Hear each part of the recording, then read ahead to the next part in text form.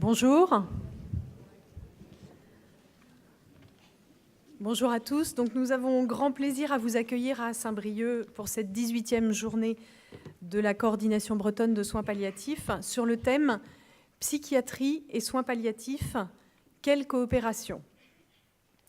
Vous êtes à nouveau très nombreux, on est 680 ce matin, à avoir répondu à notre invitation, témoignant de votre intérêt et de nos questionnements. C'est une réelle satisfaction pour tous les membres de la coordination bretonne qui préparent ces journées de vous accueillir si nombreux année après année. Et j'ai la joie cette année d'introduire cette journée avec notre nouvelle présidente, Géraldine Texier. Merci Véronique. Je reprends donc le flambeau et j'essaierai de me montrer digne de votre confiance et de faire, je dirais, un beau mandat. Alors, avant de rentrer dans le vif du sujet de notre journée, nous voulons rapidement vous rappeler que vous pourrez trouver toutes les vidéos des interventions de nos orateurs sur le site de la Coordination bretonne de soins palliatifs. Le site de la coordination est mis à jour en continu et a pour objectif de faire vivre le dynamisme breton en soins palliatifs. Nous vous invitons à le consulter régulièrement. Vous y trouverez l'actualité des soins palliatifs en Bretagne, mais également de nombreuses informations, des liens, des documentations spécialisées, une rubrique emploi, ainsi qu'une géolocalisation des ressources sur le territoire de santé. Nous vous invitons également nombreux à venir visiter le stand de la Coordination bretonne de soins palliatifs et de la CARES, cellule d'animation régionale en soins palliatifs. D'ailleurs, cette année, nous accueillons Anne-Marie Colliot au sein de la CARESP. Nous vous rappelons que la CARESP et la coordination ont aussi une vocation à aider chacun d'entre vous dans la réalisation de projets investis en soins palliatifs en Bretagne. Alors, n'hésitez pas à nous solliciter. Il y a de nombreuses années qu'au sein du bureau de la coordination, nous nous sommes interrogés sur les liens entre la psychiatrie et les soins palliatifs. Par le biais d'une petite fenêtre de la psychiatrie, nous avions déjà commencé à travailler ensemble lors de notre journée de printemps 2015 sur la question de l'anorexie et des soins palliatifs. Cette année, le bureau de la coordination bretonne a choisi de parler de la coopération entre soins palliatifs et psychiatrie. Professionnels de soins palliatifs et de psychiatrie, nous partageons des valeurs communes, respect de l'individualité du sujet, adaptation à une certaine temporalité, souci de la souffrance psychique, interdisciplinarité. Cette journée, nous l'espérons, sera riche de réflexions et d'interrogations. La CARESP ouvrira ainsi le débat en présentant un état des lieux sur la place des soins palliatifs en santé mentale en Bretagne. Le docteur Travers tentera ensuite de relever le défi de répondre à cette question. Peut-on être en situation palliative face à une maladie psychiatrique ? Dr Chastain s'attachera au ressenti corporel des malades psychiatriques en fin de vie. Le docteur Asif Thomas clôturera la matinée par une présentation sur l'approche juridique des soins chez les malades sous contrainte. Nous poursuivrons tous le débat autour d'un déjeuner animé. Nous continuerons sur une note pratique avec les interventions des docteurs Bush qui s'intéressera à la place de la psychiatrie de liaison et du docteur Dupuis qui évoquera la place de l'accompagnement auprès des patients schizophrènes.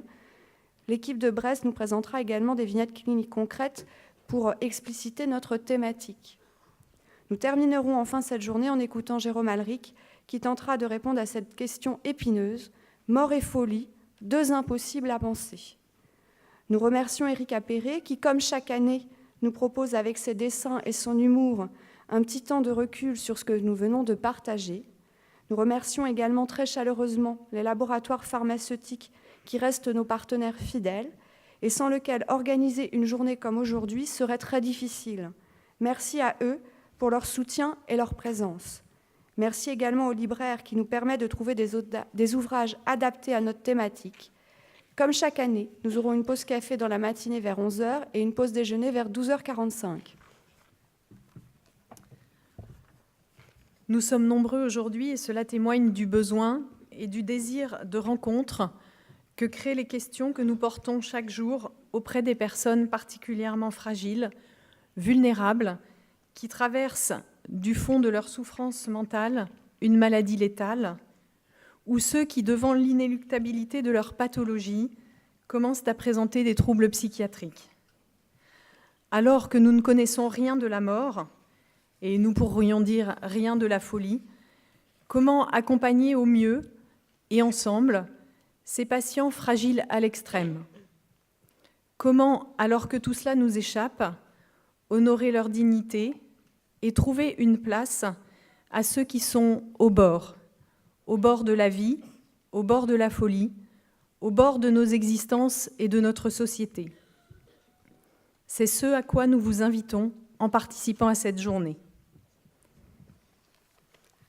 Avant d'aller toutefois un peu plus loin, nous avons prévu une petite surprise.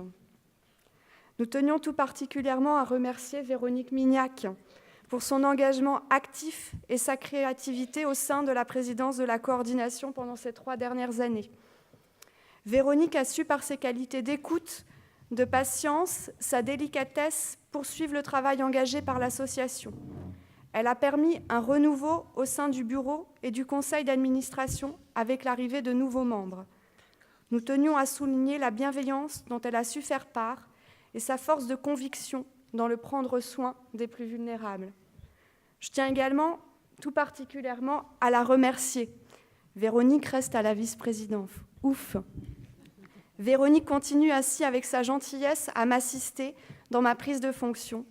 Elle va me permettre, je l'espère, de mener ma mission aussi bien qu'elle a su le faire.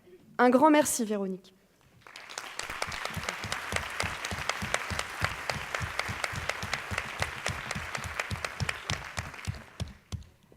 Merci à vous tous qui travaillez au quotidien, c'est ça le plus important.